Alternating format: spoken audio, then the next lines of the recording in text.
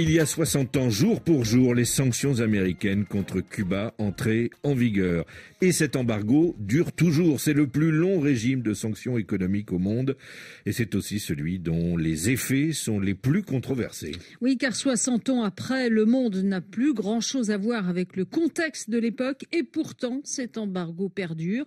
En 1962, c'est la guerre froide. Les États-Unis voient avec effarement le nouveau régime révolutionnaire de Fidel Castro se rapprocher de l'Union soviétique. Sont alors décidées des sanctions avec un but précis, détruire l'économie de l'île des Caraïbes pour rendre le régime impopulaire et ainsi le faire tomber. Un objectif raté malgré les critiques internes et externes, malgré la disparition de Fidel Castro. Même les officiels américains le reconnaissent ouvertement. Aux Nations Unies, ce régime de sanctions est condamné à la quasi-unanimité. En revanche, son bilan est un désastre pour l'économie cubaine. Alors la Havane estime que ces mesures lui ont coûté 150 milliards de dollars à ce jour. C'est 7 fois le produit intérieur brut cubain si on se réfère à la nouvelle comptabilité du PIB découlant de l'unification monétaire opérée l'an dernier.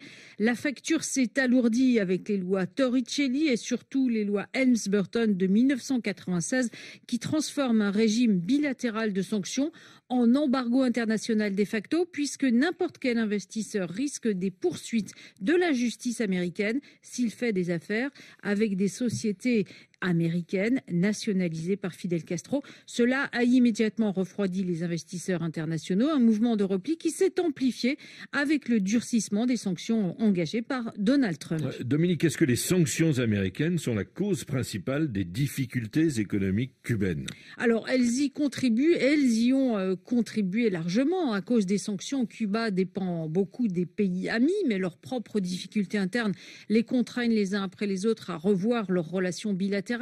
L'Union soviétique était le premier bailleur, mais avec la chute du mur, elle s'est brutalement désinvestie. Aujourd'hui, c'est le Venezuela qui s'éloigne. Le grand pourvoyeur de carburant limite ses expéditions parce qu'il est lui-même confronté à des pénuries domestiques. Mais les paramètres géopolitiques exacerbés par les sanctions n'expliquent pas eux seuls l'échec du modèle de développement économique. Les sanctions auraient pu renforcer l'autonomie de l'île, sa souveraineté. Cela n'a pas été le cas. Cuba dépend à 80% de l'extérieur pour couvrir ses besoins alimentaires, sachant que l'alimentation et les médicaments sont épargnés par les sanctions américaines.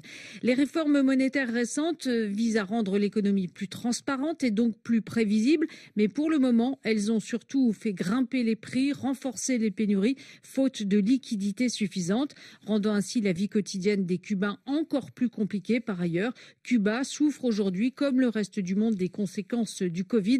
Là encore, cela n'a rien à voir avec les sanctions américaines. Et pourquoi ces sanctions perdurent alors qu'elles sont sans effet sur le régime cubain? Alors Barack Obama, qui a reconnu qu'elles étaient inefficaces, a tenté de les démanteler, de réchauffer les relations avec la Havane.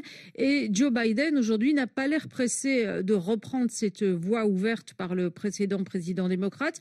L'action des différents présidents américains est souvent limitée par le Congrès, qui a son mot à dire pour toute modification des lois Helms-Burton. C'est donc l'agenda électoral qui dicte la politique américaine des sanctions à l'égard de Cuba. Pour conserver les faveurs de la diaspora cubaine, les parlementaires, comme le président, renaclent à changer la donne.